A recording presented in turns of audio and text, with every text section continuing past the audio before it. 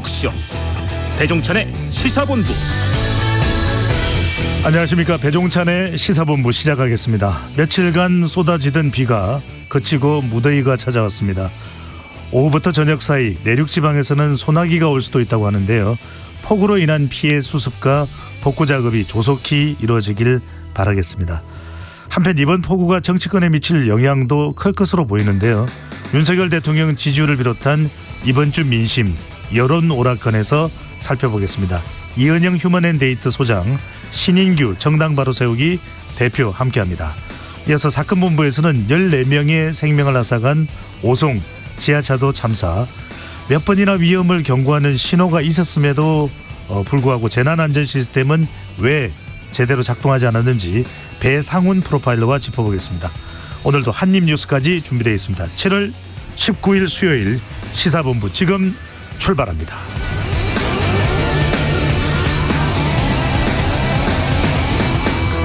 1부 마지막에 듣는 노래 디저트송 신청도 기다립니다. 오늘 듣고 싶은 노래 있으시면 문자 샵 9730으로 자유롭게 보내주세요. 짧은 문자 50원, 긴 문자 100원입니다. 선정되신 분께는 치킨 등 간식 쿠폰 보내드리니까요. 많은 참여 부탁드립니다. KBS 1라디오의 모든 프로그램은 유튜브에서도 함께할 수 있습니다. KBS 1라디오 채널 구독과 좋아요, 댓글도 많이 부탁드립니다.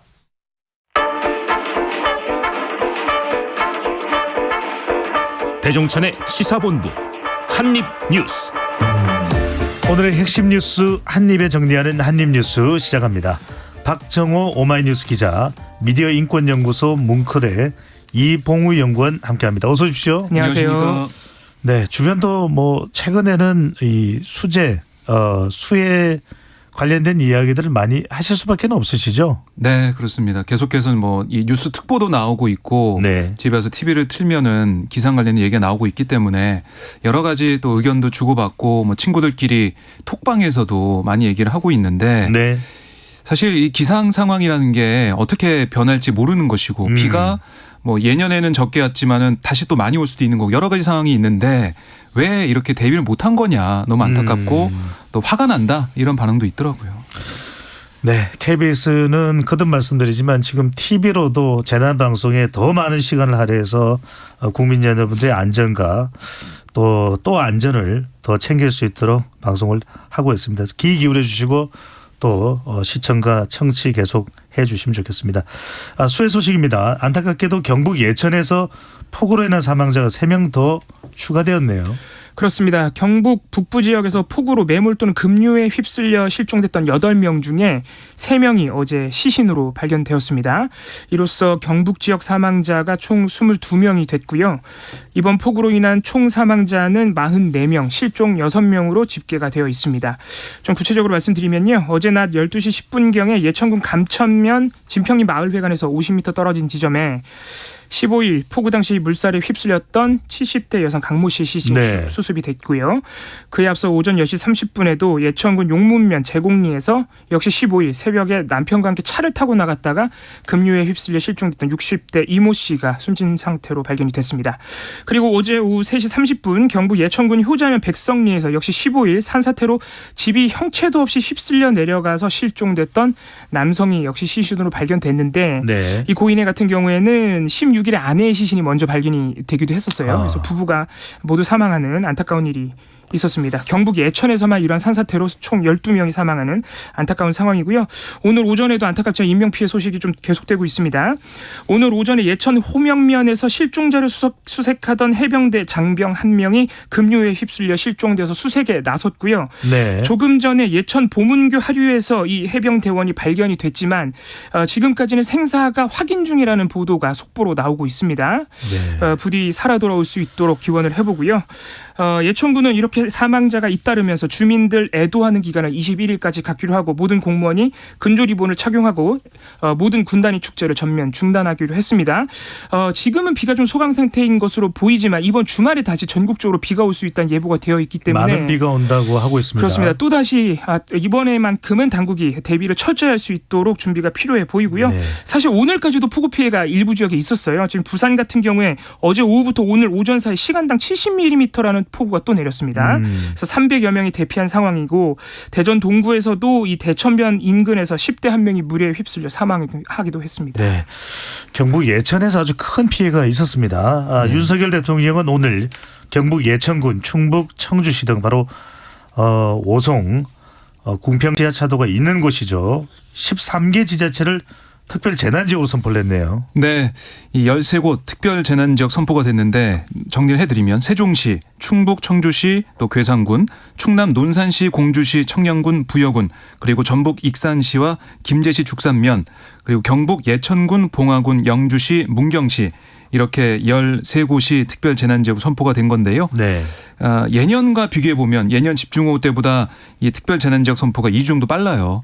그러니까 중앙 합동조사 전에 특별 재난지역을 우선 선포했다라고 보시면 되겠는데 결국 이 집중호우 피해를 신속하게 수습하고 복구하려면 정부 차원의 선제적인 조치가 필요하다 이런 판단을 한 걸로 보입니다. 네. 그리고 이번에 선포되지 않은 지역에 대해서도 피해 조사를 신속하게 마무리해서 기준을 충족한 경우에는 특별 재난지역으로 추가 선포하겠다 이렇게 정부는 설명을 했는데 이렇게 특별 재난지역으로 선포된 지자체 복구비 중에 지방비 부담액의 일부를 국비로 추가 지원받을 수 있어서 좀 재정 부담을 덜 수 있게 되고 또 피해 주민에 대해서는 재난지원금 지원과 함께 국세, 지방세 납부 예외 또 공공요금 감면 이런 간접적인 혜택이 추가로 지원이 됩니다. 네.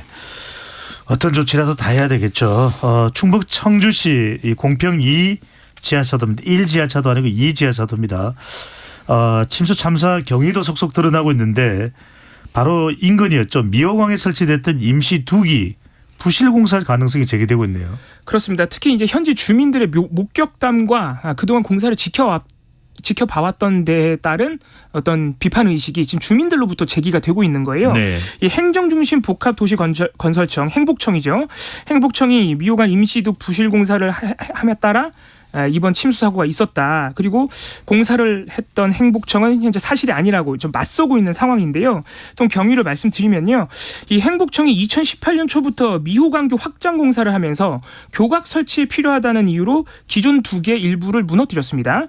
그리고 44m 길이의 임시 둑을 새로 쌓았는데 문제는 일단 첫 번째로 이 임시 두개의 높이가 기존 둑보다는 1m 이상 낮게 시공됐다는 점이 꼽히고 있고요. 그리고 이 임시둑을 이번 집중호우가 이미 눈앞에 다가온 상황에서 급하게 축조를 했다. 그렇다 보니까 사실 원칙적으로는 이렇게 비가 많이 오고 습기가 많을 때는 둑 공사를 하면 좀 부실할 가능성이 높다 그래요. 그래서 좀 미리미리 했어야 되는데 그런 문제도 좀 지적이 되고 있고 이 주민들의 목격담에 따르면 이 임시둑을 지을 때 이게 제대로 공사를 한 게 아니라 토대부터 중장비로 그냥 흙을 끌어올리는 방식으로 하는 걸 봤다. 이런 식으로 하면 당연히 비를 견디기 어렵다고 이 주민들이 또 목격담을 내놓고 있습니다. 좀 절차적 문제도 제기가 되고 있습니다. 금강유역환경청이 이 행복청이 이런 하천 주변에서 공사를 하려면 점용 허가를 받아야 되는데 물론 이 공사를 하는 점용 허가는 받았지만 임시 둑을 무너뜨리거나 변경하려면 추가적으로 점용 허가를 받아야 된대요. 근데 그 추가 점용 허가를 받지 않은 상태에서 자의적으로 둑을 무너뜨리고 임시 둑을 쌓았다. 이렇게 금강유역환경청도 지적을 하고 있는데 행복청의 해명은 이렇습니다. 새로 쌓은 임시둑의 높이가 기준둑보다 낮은 거는 맞지만 계획 홍수위보다는 1m가량 높았기 때문에 문제가 없을 것으로 봤다. 작년 6월에도 장마철에 임시둑을 쌓았다가 9월에 다시 허물고 공사를 했었기 때문에 그때 문제가 없어서 이번에도 문제가 없을 것이라고 봤다고 해명을 했고요. 임시둑 붕괴 전에 이미 지하차도가 침수됐다는 목격담도 있는 만큼 철저한 조사를 통해서 원인을 밝혀달라고 행복청은 밝혔습니다. 네, 철저하게 이제 진상규명 돼야 될 것 같고요. 여야가 수해 복구와 지원에는 모처럼 한 목소리를 내고 있는데 복구 재원과 관련해서는 또 의견이 충돌하고 있네요. 네, 지금 여야 지도부는 연일 수해 피해 지역을 찾거나 대비 상황을 점검하고 있는데 오늘 같은 경우는 김기현 국민의힘 대표가 서울 양천구 빗물터널 점검을 했고요. 이재명 민주당 대표는 경북 예천 산사태 피해 복구 현장을 찾았습니다. 그리고 어제 국회 본회의를 보면 수해 복구와 피해 지원을 위한 수해 의연금을 모으기로 했어요. 그래서 의연금은 7월 수당에서 3%씩을 객출하는 방식.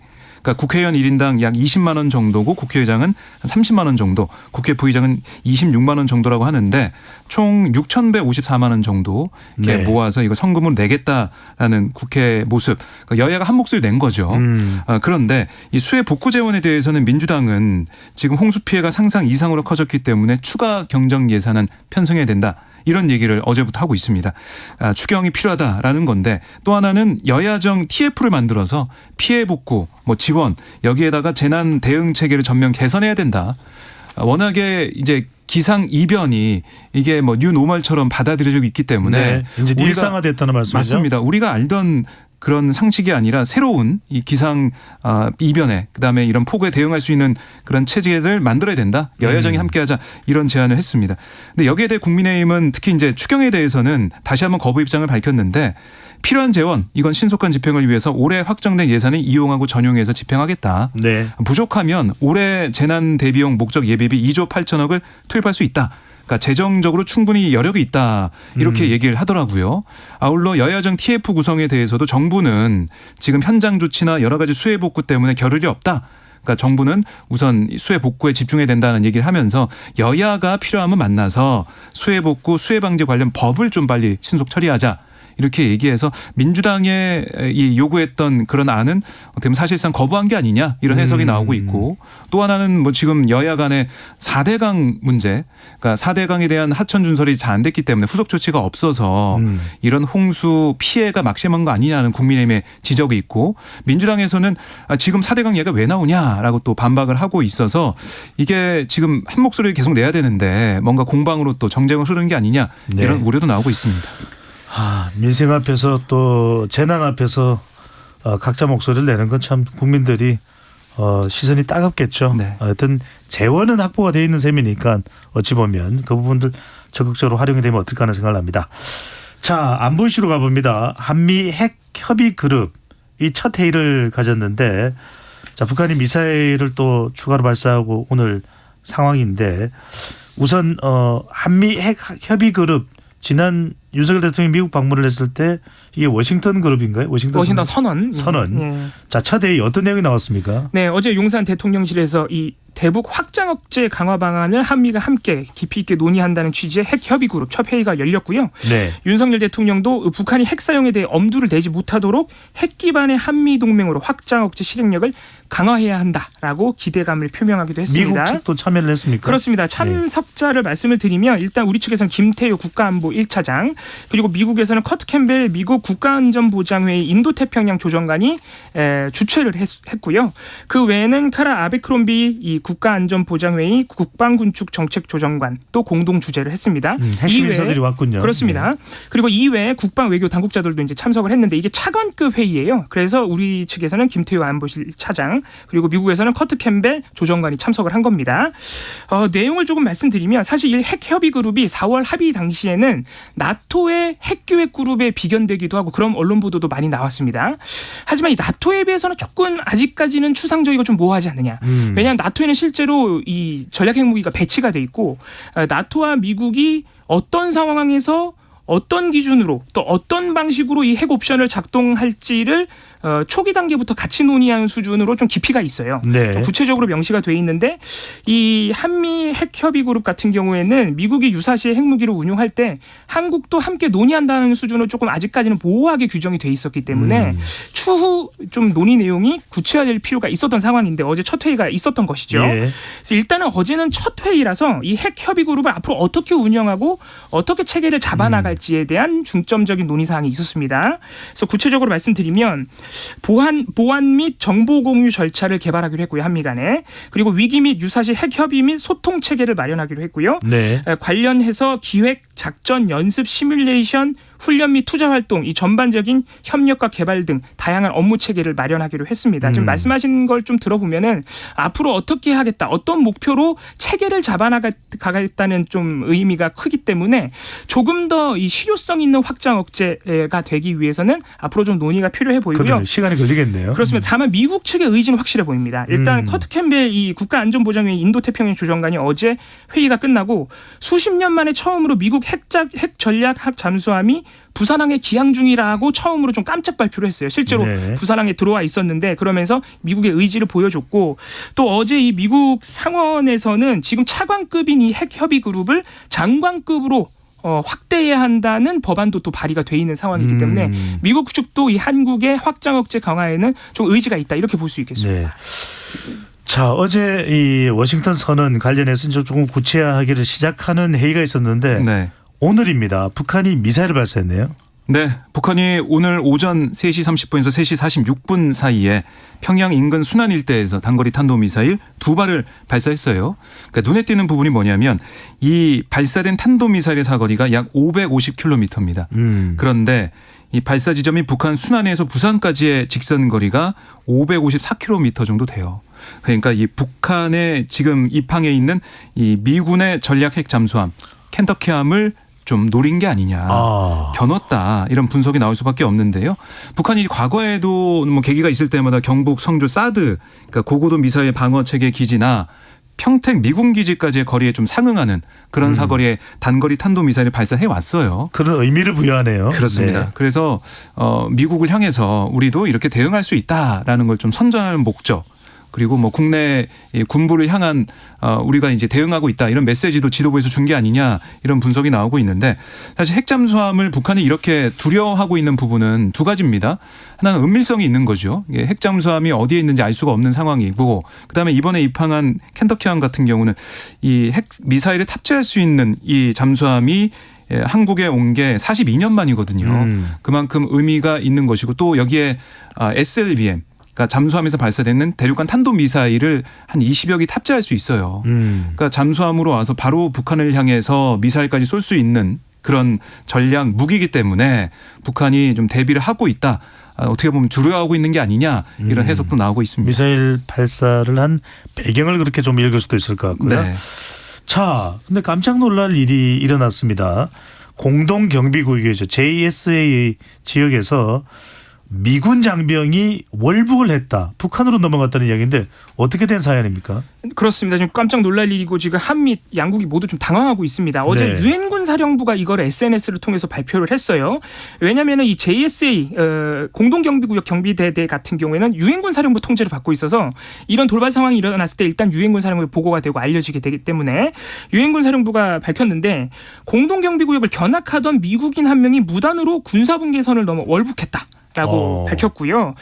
북한이 현재 이 미국인의 신병을 확보하고 있는 것으로 보이고 북한군과 협조하기 위해서 노력하고 있다라고 덧붙이기도 했습니다.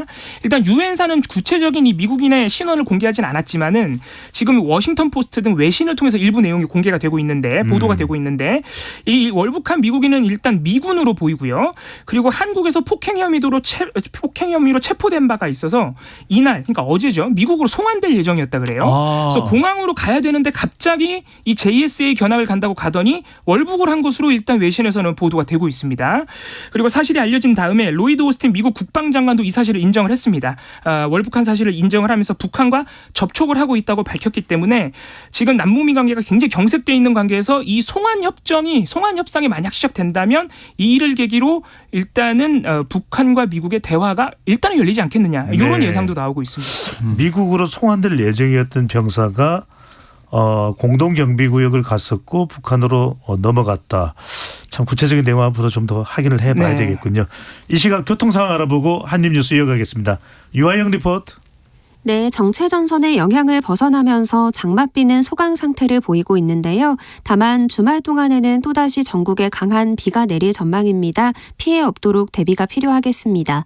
이 시각 고속도로는 영동고속도로 강릉 방향 용인에서 양지터널까지 밀리고요. 더 가서 새마을 부근 정체는 공사 때문입니다. 제2경인고속도로 성남 쪽으로 하객분기점에서 남동까지 속도 떨어지고요. 서해안고속도로는 목포 방향으로 매송을 앞두고 주춤하고 8탄에서 화성휴게소까지 밀립니다.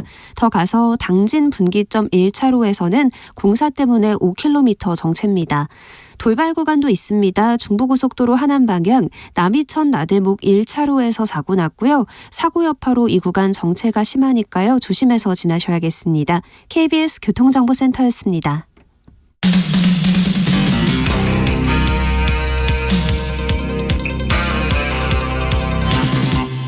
배종찬의 시사본부. 박정호 기자, 이봉우 연구원과 함께하는 한입뉴스 이어가겠습니다. 후쿠시마 오염수 관련된 소식이 들어와 있네요. 일본 정부가 우리나라 언론을 대상으로 후쿠시마 원전 오염수 방류 관련 온라인 설명회를 열었다고요. 네. 그러니까 오염수 이제 방류를 앞두고 있다고 해서 다음 달에도 방류할 수 있다. 그러니까 여름 무렵에는 한다. 여름 안에는 그런 네. 얘기가 일본 내에서 나오고 있는 상황에서 우리나라, 그러니까 대한민국의 여론은 사실 좋지가 않습니다. 그러니까 여론 지형이 바뀌지 않고 있는 그런 모습인데 이런 부정적인 여론을 좀 바꾸려는 그런 포석으로 이 온라인으로 언론 설명을 연 게 아니냐 이렇게 볼 수가 있겠고요. 일본 외무성과 경제산업성, 도쿄전력, 원자력 규제청 관계자들이 이 설명에 나와서 여러 가지 얘기는 했지만 한마디로 정리해 보면은 오염수 방류의 정당성을 강조했다. 이렇게 정리할 수가 있겠습니다. 특히 그러면 왜 정당성이 있냐? 국제 원자력 기구 IAEA 그 내용을 보면 국제 기준에 명확히 적합하기 때문에 또 과학적으로 안전하기 때문에 괜찮다라는 얘기를 계속 반복을 한 거고요. 한 3시간 정도 이 설명회가 진행이 됐는데 저는 좀 아쉬웠던 게 뭐냐면 이 설명회 이게 이제 주한 일본 대사관이 뭐 주최를 해서 뭐 기자단의 기자들의 취재 신청 받고 해서 온라인 설명 열었는데 이 설명회 자료에 어떻게 돼 있었냐면 카메라 촬영이나 라디오 같은 방송을 목적으로 한 음성 녹음은 금지한다 이렇게 써져 있었어요. 그러니까 설명회라고 해놨는데 왜 언론 보도용 촬영을 금지한 건지 이게 좀 이해가 안 가는 부분도 있었습니다. 어쨌든 일본이 계속 강조한 건 뭐냐면 안전하고 과학적이다라는 거고 아이푸스 그러니까 이 다액종 이 제거 시설이죠. 제거 설비, 알프스 처리수의 방류에 대해서는 사람과 환경에 대한 방사선 영향 무시할 수 있을 정도다. 이렇게 결론을 지었고 또 이 기자와 뭐 일본 측 간에 어떻게 보면 신경전 같은 것도 있었는데 질문도 오고 갔습니까? 답변도 있을 거예요. 그렇습니다. 네. 우리가 기자들 질문하면은 거기서 이제 일본 측 관계자가 온라인으로 답변하는 거였는데 우리 이제 기자들이 오염수라고 그렇게 단어를 쓰니까 이 오염수가 아닌 처리수다 이렇게 또 얘기를 하더라고요. 그래서 이제 우리 언론에서는 뭐 우리 정부가 공식적으로 오염수 쓰고 있으니까 오염수라고 하고 있다라고 얘기를 했고 하지만 일본에서는 해양에 방출하려는 원전수 이 기준을 크게 만족하는 처리수다. 뭐 이렇게 기싸움을 벌이는 모습도 있었습니다. 그리고 또 하나 중요한 부분이 네. 한국의 후쿠시마산 수산물 수입 금지 여기에 대해서 일본 측의 입장이 나왔는데 수입 금지 철폐라는 일본의 입장은 변하지 않았다. 그리고 지난 13일 EU 유럽연합이 일본산 식품 관련 수입 금지 철폐를 발표했는데 한국에도 과학적 근거를 기반으로 설명할 예정이다. 네. 이걸 봤을 때 앞으로 수산물 수입 규제 철폐를 위한 노력을 일본 정부 차원에서 지속할 걸로 예상이 되고 그럴 때 우리 정부는 어떻게 대응할지 좀 지켜봐야겠습니다. 그렇군요. 일본 정부가 우리 언론인들을 상대로 설명을 하기 시작했다는 건 그만큼 방류가 상당히 임박했다라고 하는 신호가 아닐까라는 생각도 해봅니다. 자, 정치권으로 가보겠습니다. 민주당이 당 소속 국회의원의 불체포 특권을 포기하겠다고 선언했습니다. 의총 직후, 의원총회 직후에 김한규 더불어민주당 대변인의 발언 듣고 오겠습니다. 지난 의총에서 논의되었던 불체포 특권에 대한 의원들의 총의를 모으는 그런 과정이 있었습니다. 결론적으로 의원들이 전체적으로 정당한 영장 청구에 대해서 의원들의 불체포 특권을 내려놓기로 의견을 모았습니다. 자, 불체포 특권을 내려놓기로 의견을 모았다고 했는데 더 지금 주목하고 있는 것은 정당한 영장 청구에 대해 이 부분입니다. 어떻게 읽어야 될까요? 그렇습니다. 어제 이 더불어민주당이 의원총회를 열어서 일단 불체포 특권 포기를 결의를 하기는 했는데 네. 왜냐하면 한 차례 의원총회에서 보류가 된 바 있기 때문에 조금 어떻게 보면은 이 혁신위에서 강력하게 결의하기를 요구하는 상황에서도 좀 우여곡절 끝에 결의가 된 것인데 방금 함께 들어봤지만 정당한 영장 청구라는 단서를 달아놨습니다.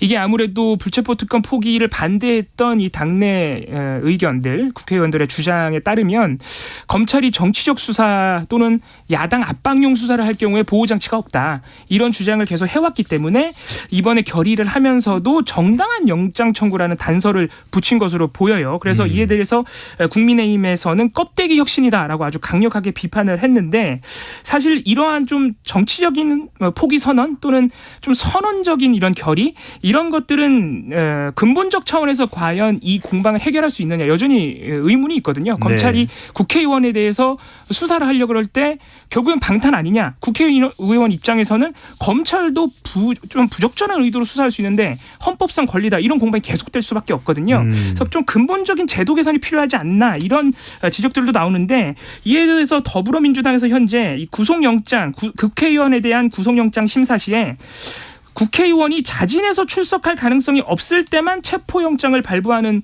방향으로 법을 개정한 건 어떠냐 이런 대안도 좀 제시를 한 상태예요. 이게 좀 현실성은 떨어진다고는 하지만 이렇게 좀 제도적으로 근본적으로 좀 해결할 수 있는 방안도 필요하지 않나 이런 논의도 진행될 것으로 보입니다. 그렇군요. 이것도 끝날 때까지는 완전히 끝난 게 아니네요. 그러니까 자, 고심을 많이 한 것 같아요. 민주당 내부에서도 반대하는 목소리가 계속 남아 있었기 때문에 당론이 아니라 뭐 결의하는 수준으로 마무리가 된 거고. 당론이 아니라 결의입니다. 결의문이다. 그렇습니다. 그러니까 이 헌법기관으로 불리는 국회의원 개개인한테 맡겨놓겠다라는 건데 당연히 국민의 입장에서는 이게 꼼수다. 그럼 그동안 민주당 이재명 대표에 대한 영장은 정당한 영장이 아니었냐. 돈봉투 전당대회 관련된 윤관성 이성만 의원에 대한 영장은 정당한 영장이었냐 뭐 이렇게 뭐 따져 물으면서 여러 가지 얘기를 좀 하고 있는데 그걸 볼 때 앞으로가 중요한 것 같아요. 앞으로 만약에 검찰이 체포동의안이 넘어왔을 때 그걸 어떻게 판단할 것이냐.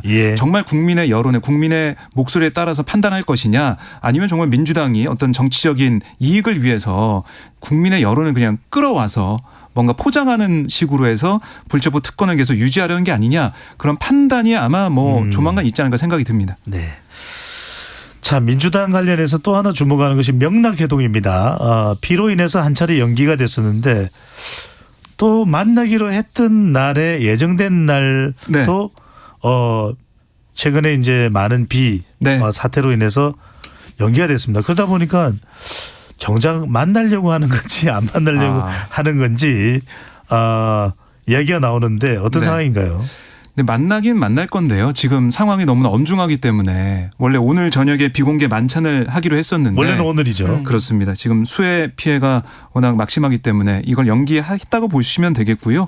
그리고 또 하나는 김은경 위원장도 뭐 인터뷰에서 얘기를 했지만은 이게 두 사람이 만찬을 끝내고 어깨동무하고 나오면 너무 좋을 것 같다. 이렇게 얘기를 했어요. 그러니까 그만큼 이 만남의 결과가 화합하고 통합하는 모습으로 비춰지게. 그러니까 우리가 그 만남의 비공개이기 때문에 만남을 정확히 A부터 Z까지는 알 수가 없지만 나올 때 표정, 나올 때의 모습 이걸 보면 예측할 수가 있잖아요. 한 2시간을 만났냐 3시간을 만났냐 나올 때 표정이 환하게 웃느냐 아니냐. 그런데 그런 표정도 주목을 해야 되고 그걸 좀 국민들이 판단하는 근거로 삼기로 하는데 지금 수해가 이렇게 심각한 상황에서 웃으면서 나올 수가 있겠느냐. 그러니까 이 회동 자체가 어떻게 보면 국민들이 볼 때는 이렇게 우린 힘들고 어려운데 회동에서 뭐 기분 좋게 나온다?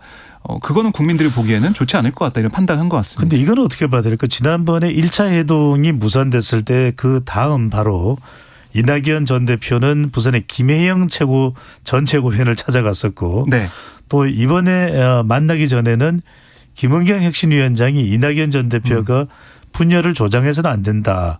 이런 또 발언도 있었는데 이러면 정말 친하려고 만나는 건지 아니면 좀 만나야 된다 그래서 만나야 되는 건지 어떻게 해석을 해야 될까요? 그러니까 뭐 원래 이제 이낙연 전 대표의 일정이 부산에도 있었기 때문에 뭐 김영 전 의원도 만났다라고 얘기하고 있는데 당연히 이 친명계 쪽에서는 해석을 하기에는 비명계 인사들 위주로 좀 너무 만나고 있는 거 아니냐라는 불만이 나올 수가 있고 대표도 아직 안 만났는데 다른 인사들을 굳이 만날 필요가 있냐 이런 얘기가 나오는 것도 사실이에요. 네, 그럼에도 불구하고 뭐 김은경 위원장도 통합과 또 이제 함께 하는 그러니까 어떤 역할을 해야 될지 당 원로는 잘 알 거다라고 얘기했듯이 민주당이 처한 상황이 지금 녹록지가 않기 때문에 단합과 통합 화합에 초점을 맞춘 그런 모습이 좀 필요하다라는 얘기가 나올 수밖에 없는 것이고 뭐 이 비명계 친명계 의원들마다 뭐 계파 간 생각마다 여러 가지 얘기는 있겠지만 서른 의원도 뭐 특정인 겨냥한 마녀사냥이다라고 김은경 위원장 겨냥하기도 했었는데 그렇기 때문에 이 두 사람의 만남이 중요하거든요. 그래서 시점을 수해 복구가 끝난 이후로 좀 잘 잡아서 그 모습을 국민들에게 어떻게 보여주느냐. 그러니까 더더욱 이 일정 회동이 늦춰지면서 국민들의 관심은 진짜 만나서 어떻게 되는 거냐. 더 관심이 높아질 것 같습니다. 알겠습니다. 자, 주제가 많아서 이번엔 국민의힘으로 넘어가 봅니다. 국민의힘은 지금 주목받는 인물이 홍준표 대구시장입니다. 자, 김병민 국민의힘 최고위원이 홍준표 시장에 대한 발언이 있는데 듣고 오겠습니다. 국가적 재난 상황에 국민을 위해 헌신해야 할 공직자가 그 책무를 다하지 못하면 물론 사회적 지탄의 대상이 되고 나서도 반성할 줄 모르는 적반하장 행태를 보여 국민의 눈살을 찌푸리게 만들고 있습니다. 수해로 전 국민적 피해가 속출하는 상황에 골프장을 찾는 건 공직자의 기본 자세가 아닙니다. 국민 눈높이에 어긋나는 말과 행동으로 지탄받는 일이 없도록 각별히 유의해 줄 것을 당부드립니다. 윤리위 발표 내용인 거 아닌가 생각할 정도로 비장감마저도 느껴지는데 제일 궁금한 건 이 부분일 거예요. 이제 홍준표 시장이 지난 15일 골프를 했었고 그 이후에 수해 대책에 대해서 상당히 강경하게 기자들의 질문에 대해 답변했다. 자, 국민의힘 윤리위원회가 이제 진상 규명을 조사를 한다고 하는데 어떤 조치가 경징계일까요? 중징계일까요? 일단은 방금 김병민 최고위원 발언도 들어보셨지만 굉장히 단호하죠. 그래서 네. 예상보다 중징계가 나올 수 있다라는 예상도 나옵니다. 왜냐하면 또 과거에 실제로 골프 때문에 중징계가 나온 사례도 있어요. 과거 한나라당 시절에 2006년 수해 지역인 강원도에서 골프를 쳤던 홍문종 전 의원이 제명이 된 바가 있습니다. 물론 당시에는 수해가 벌어진 강원도였기 때문에 이제 제명이나 중징계가 나왔지만 어쨌든 지금 홍준표 시장은 대구는 괜찮았다라는 해명을 하지만 이게 국민 눈높이에 안 맞다는 지적이 나오고 있기 때문에 국민의힘 안에서도 그래서 중징계 가능성이 나오고 있고요. 지금 징계 절차 개시 여부를 7월 20일에 국민의힘 중앙윤리위가 결정하게 됩니다. 이 중앙윤리위원회가요.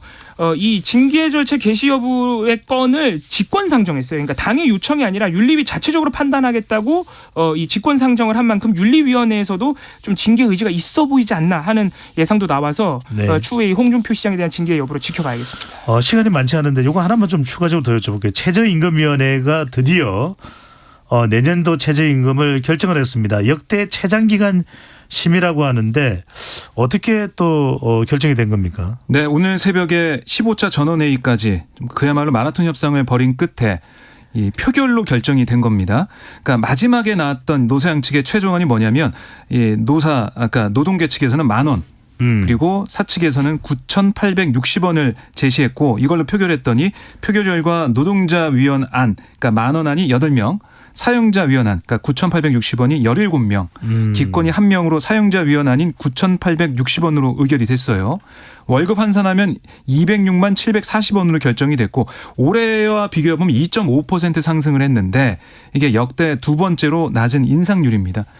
결국 이제 10,000원을 넘느냐 안 넘느냐 그거에 초점이 맞춰졌었는데 10,000원을 못 넘게 되고 근데 한 가지 떠오르는 게 일부 언론 보도에는 정부 측에서 한 9,800원 선에서 결정이 될 거다 이렇게 얘기를 했었는데 그거대로 결정이 돼서 노동계에서는 정부 안에 그러니까 정부의 입김이 좀 작용한 게 아니냐 이런 의심도 좀 하고 있는 상황입니다. 결국 10,000원을 넘지는 못했는데요. 네. 두 분 말씀 잘 들었습니다. 고맙습니다. 감사합니다. 오늘의 디저트송입니다. 7995님. 오늘 해가 나와서 고마움을 느낍니다. 여전히 고통스러운 날들이겠지만 수해 피해 보신 모든 분들에게 한 줄기 햇살이 비춰지길 바라봅니다. 4971님 위로와 연대가 어느 때보다 필요한 때가 아닌가 싶습니다. 노래하는 시인 레오나르도 코엔의 You Got Me Singing 들려드리겠습니다. 감사합니다. 노래 들으면서 저는 2부에 돌아오겠습니다.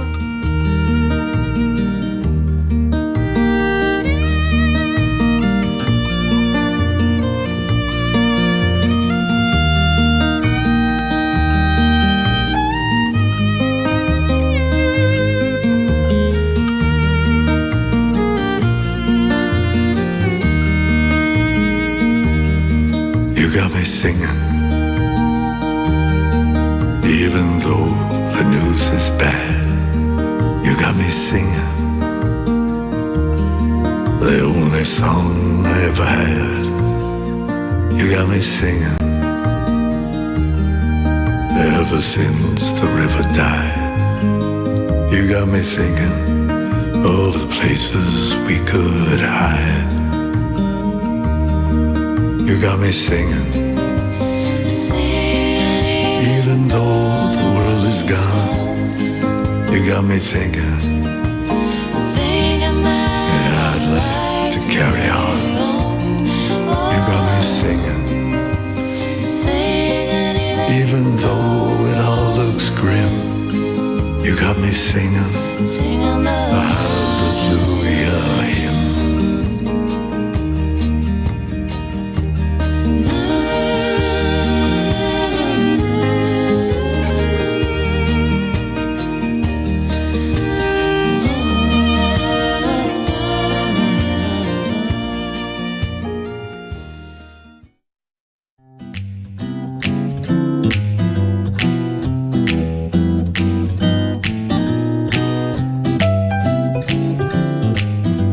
안녕하세요. 바른말 고운말입니다. 우리 고유어 표현으로 미련이란 말이 있습니다. 터무니없는 고집을 부릴 정도로 매우 어리석고 둔함을 뜻하는데요. 보통 미련을 떨다, 미련을 부리다 같이 표현합니다. 자, 그렇다면 미련이 담벼락 뚫는다란 우리말 속담은 긍정적인 의미일까요? 아니면 부정적인 것을 뜻할까요? 미련이란 말이 들어간 표현이니까 왠지 부정적인 내용이 아닐까 생각할 수도 있지만 이 말은 미련한 사람이 오히려 끈기가 있음을 비유적으로 이르는 말로 좋은 뜻으로 쓰입니다. 이와는 다르게 고유어인 미련이나 미련하다가 들어간 속담에는 대개 부정적인 것들이 많습니다. 미련은 먼저 나고 슬기는 나중 난다라는 속담이 있는데 미련이 먼저 생기고 그 다음에 슬기가 생긴다는 뜻으로 무슨 일을 잘못 생각하거나 못쓰게 그르쳐 놓은 후에야 이랬더라면 좋았을 것을 저랬더라면 좋았을 것을 하고 궁리한다는 말입니다. 또 미련한 송아지 백정을 모른다라는 말은 겪어보지 않았거나 어리석어서 사리의 어두움을 비유적으로 이르는 말인데요. 이와 비슷한 속담으로 바닷가 개는 호랑이 무서운 줄 모른다. 하룻강아지 범 무서운 줄 모른다. 같은 것도 있습니다. 반면에 미련을 두다, 미련을 갖다와 같이 표현하는 미련은 깨끗이 잊지 못하고 끌리는 데가 남아있는 마음을 뜻하는 한자어입니다. 바른말 고운말 아나운서 변희영이었습니다.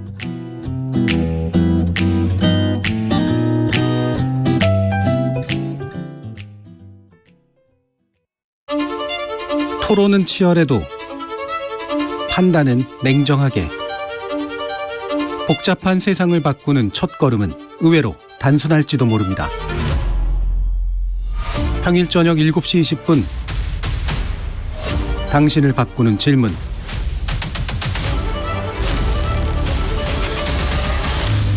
KBS 열린 토론.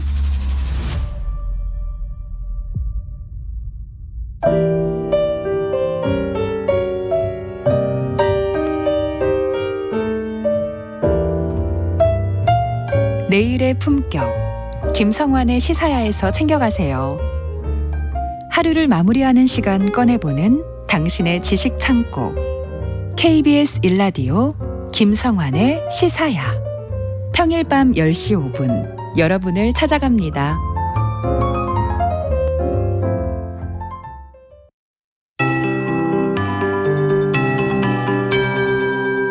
KBS 58분 날씨.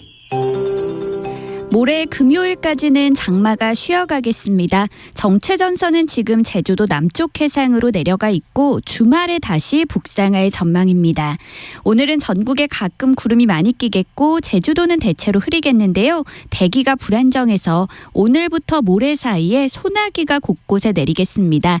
오늘은 강원 남부 내륙과 산지, 충북과 전라 동부 내륙, 대구와 경북 서부, 경남 내륙 등에 오후부터 저녁 사이 5에서 20mm 정도의 소나기가 예상됩니다.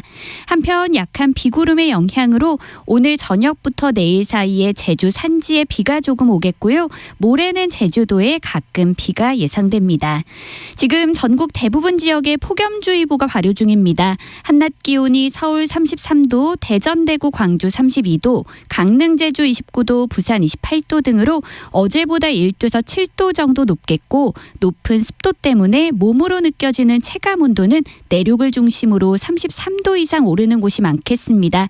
모레 금요일까지는 폭염이 기승을 부릴 전망입니다. 토요일 오후부터는 다시 전국에 장맛비가 내리기 시작하겠고요. 다음 주 초반까지 비가 이어지는 곳이 많을 것으로 예상됩니다. 현재 서울의 기온은 30.8도, 습도는 70%입니다. 송소진입니다.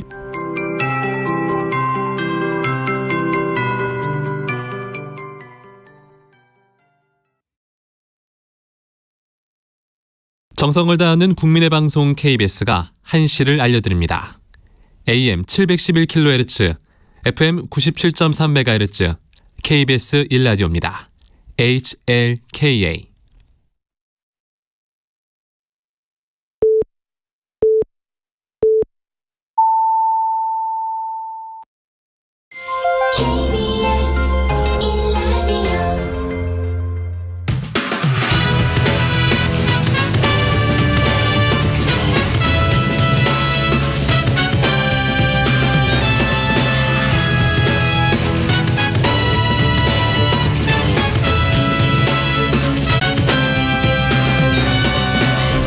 KBS 1라디오 배종찬의 시사본부.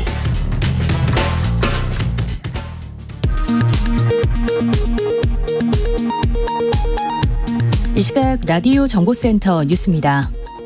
윤석열 대통령이 이번 집중호우로 큰 피해를 입은 예천과 청주, 논산 등 13개 지자체를 특별 재난지역으로 선포했습니다.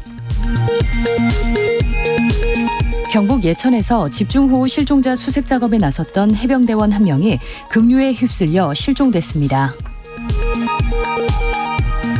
국가수사본부장 인사검증 과정에서 아들의 학교폭력 관련 소송 사실을 숨겼다는 의혹으로 고발된 정순신 변호사와 정 변호사를 추천한 윤익은 경찰청장에 대해 경찰이 불송치 결정을 내렸습니다.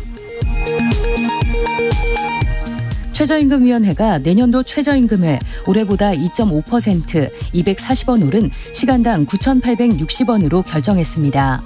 경영계를 대표하는 사용자 위원 측 제안을 따른 것으로 노동계는 실질임금 삭감이라며 반발했습니다. 지금까지 라디오 정보센터 조진주였습니다.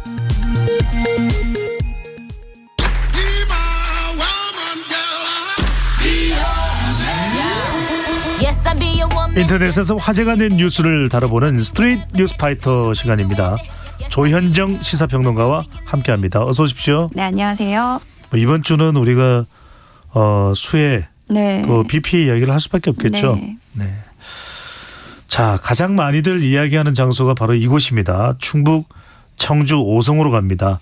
궁평 2 지하차도 침수사고로 숨진 희생자들의 사연이 하나둘씩 알려지고 있는데 저도 그 이야기를 많이 듣고 화면도 보고 있는데 온 국민들의 마음이 지금 아픈 상태죠. 네, 참 속속들이 이제 새롭게 알려지는 그런 한 명 한 명 각자 품고 있는 사연들이 우리 모두를 울리고 있는 것 같아요. 특히 버스에서 많은 희생자가 이번에 발생을 했잖아요. 네.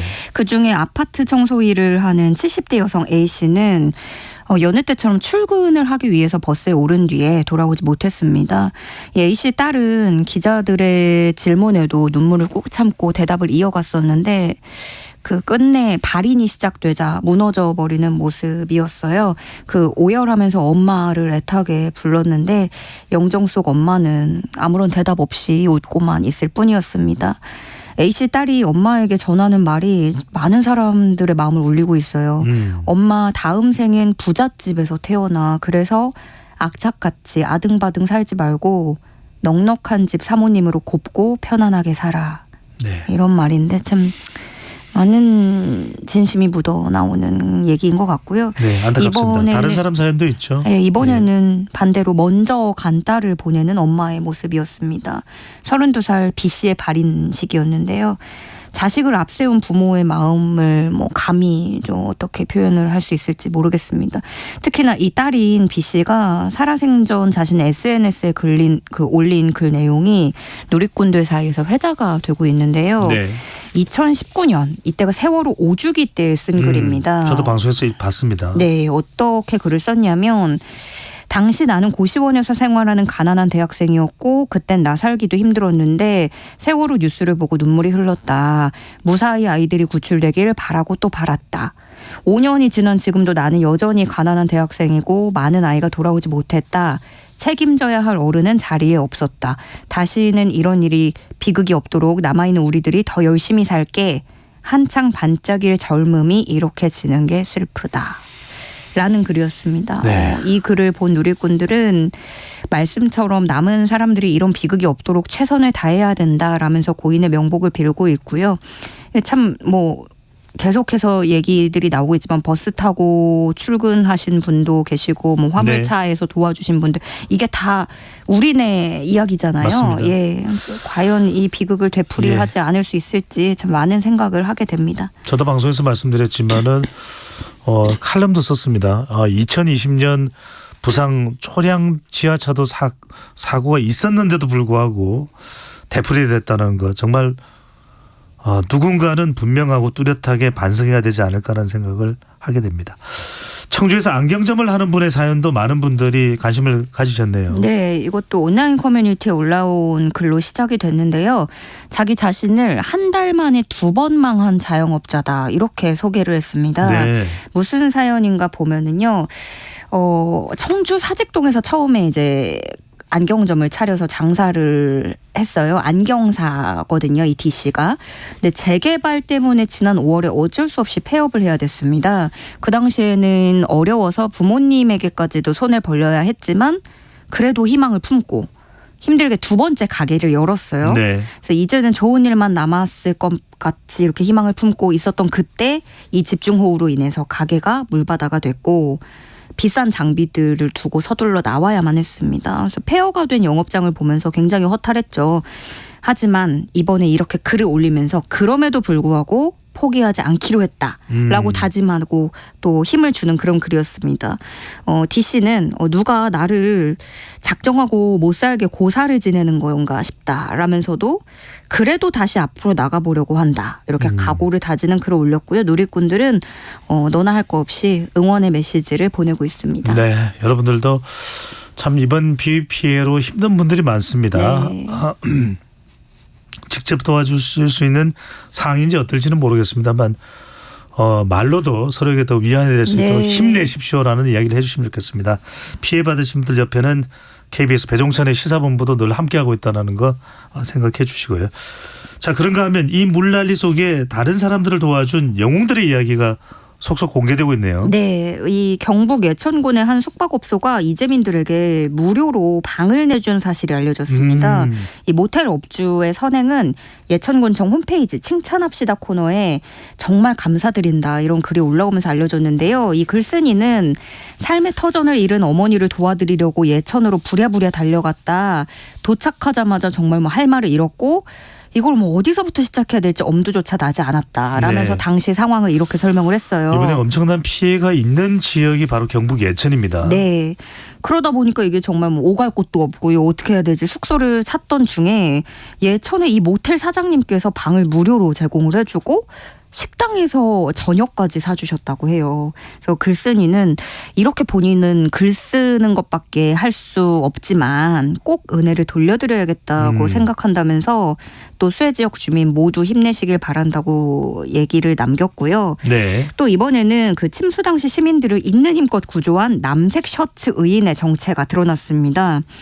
허우적대고 있었는데 남색 셔츠를 입은 남자분이 손을 잡고 끌어올려서 난간을 잡게 해줬다라는 그런 얘기들이 있었는데요. 생명의 은인이네요. 네, 이 의인은 물이 차오르자 본인도 이제 차량 지붕으로 급하게 올라갔고 주변에서 살려달라고 하는 아주머니 외침에 아주머니를 끌어올리고 이렇게 사람들을 구한 거예요. 네, KBS 취재 결과 이 영웅은 증평군청 공무원인 정영석 씨로 드러났습니다. 네. 본인도 다른 분에게 이제 도움을 받았었다고 하는데 아마도 지금 추측으로는 그 또 다른 분들 도와주시는 화물차 기사분들 계시죠? 예, 그렇게 또 얘기가 나오고 있습니다. 네. 다시 한 번 더 이번에 영웅적인 역할을 해주신 분들에게 많이 감사드리고 이번 주말에도 많은 비가 온다고 합니다. 우리 청취자분들 각별히 철저하게 대비를 해야 되겠습니다. 자, 당장 눈에 보이지는 않더라도 안전을 최우선으로 해야겠는데요. 대구에서는 같은 동네에서 올해만 벌써 3번째 싱크홀 현상이 있다고 해서 또 걱정이 뒤따르고 있다면서요. 대구 북구 팔달동에서 싱크홀이 터진 현상이 잇따르고 있습니다. 땅이 꺼지는 현상이 싱크홀이죠. 네, 이렇게 동그란 모양이라든가 이렇게 깊숙이 꺼지고 하는데 이게 심지어 요 근방에 초등학교가 있어요. 네. 지난 16일에 팔달초등학교 인근 통학로에서 폭과 깊이 1m가량의 싱크홀이 발견됐습니다. 다행히 인명피해는 없었는데 이게 올해 들어서만 이 팔달동에서 나타난 싱크홀이 벌써 3번째예요. 지난 5월, 6월 그리고 이렇게 이번에 7월 한 달 간격으로 5m 정도 차이를 두고 싱크홀이 연달아서 발견이 된 건데 그때 이제 두 번째 싱크홀이 발견됐을 때까지 당시에 대구 북구청에서는 요 가능성에 대해서 노후 하수관으로 인해서 집안이 약해져서 1차 사고가 났고 이걸 보수하기 위해서 매운 흙이 다져지는 과정에서 비가 많이 내려서 2차 사고가 났다라고 설명을 했는데 이번에 며칠 전에 또 났던 싱크홀에 대해서는 또 조사가 필요할 것 같고요. 일단 긴급 보수팀을 투입해서 자세한 사고 원인을 파악할 예정이라고 하는데 벌써 이게 3번째잖아요. 네. 경고가 많이 나왔기 때문에 인명피해가 나기 전에 꼭 꼼꼼히 점검을 해야 될 필요가 있는 것 같습니다. 그렇습니다. 비가 오면 또 어떤 사태가 생길지 모르기 때문에 확인과 또 대비 필요해 보입니다. 이번에는 병원에서 있었던 일이네요. 병원에서 있었던 일입니다. 실수로 켜진 소아 중환자실 영상에 보호자가 눈물을 왈칵 쏟는 일이 있었습니다. 영상이 인터넷에서도 화제가 되고 있는데 어떤 내용입니까? 소아 간이식 수술을 받은 생후 21개월 아이의 엄마 A씨가 글을 올린 내용입니다. 본인의 SNS에 글을 올렸는데요. 이 아이가 지난해 11월에 간이식 수술을 마치고 소아 중환자실로 옮겨졌다는 내용이에요. 그런데 때가 때이니만큼 이게 코로나 때문에 면회가 그동안 쭉 불가능했고 이번 한 달이 지나고 나서야 그나마도 이제 좀 짧게 면회가 가능했다고 해요. 그러다 보니까 이제 걱정이 되잖아요. 아이를 병실에 혼자 남겨두고 간 이식 수술을 했으니까 큰 수술이잖아요. 그래서 이제 휴대전화 공기계를 담당 간호사에게 주면 간호사분들이 도움을 주셔가지고 이제 영상통화로 아이를 잠깐 보여주는 정도 그런 식으로 비대면 면회를 했는데 그마저도 아이가 화면 속에 엄마, 영상통화 속에 엄마를 보면 너무 우는 거예요. 그래서 영상통화를 못하고 이제 간호사분들이 보내주는 사진과 동영상을 받는 게 전부였다고 해요. 아이 얼굴을 확인하는 거에 대해서. 근데 그러던 어느 날 A씨 휴대전화에서 베이비캠 어플 알림이 울렸습니다. 그러니까 요즘에 홈캠 많이 설치하시죠. 네. 아이 보거나 강아지 보거나 뭐 이런 방식으로 하시는데 이 병원에 휴대전화 공기계를 전달했다고 말씀드렸잖아요.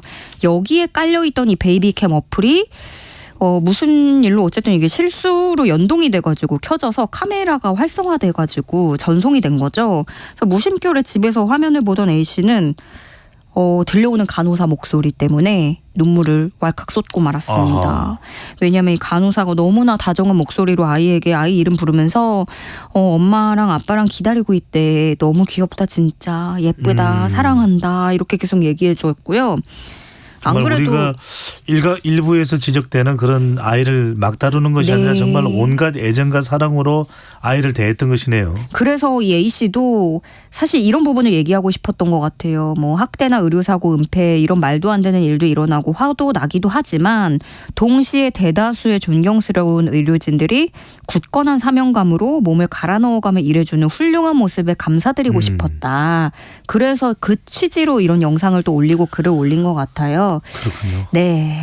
대부분의 우리 간호사분들은 그렇습니다. 그 열악한 환경 속에서도 환자를 위해서 또 환자 가족들의 염려를 대신해서 최선을 다해주고 있다는 거 우리 잊지 말아야 되겠습니다.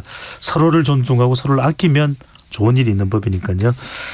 자, 오늘 말씀 여기까지 듣겠습니다. 지금까지 조현정 시사평론가였습니다. 잘 들었습니다. 네, 고맙습니다.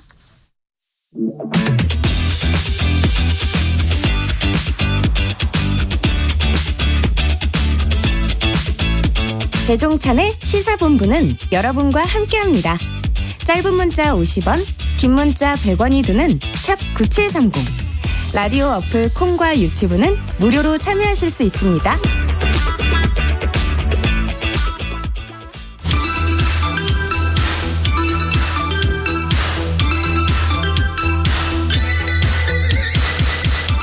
정치권이 주목하는 여론조사 결과, 여론을 움직이는 이슈와 민심의 향방을 재미있게 분석하고 살펴봅니다.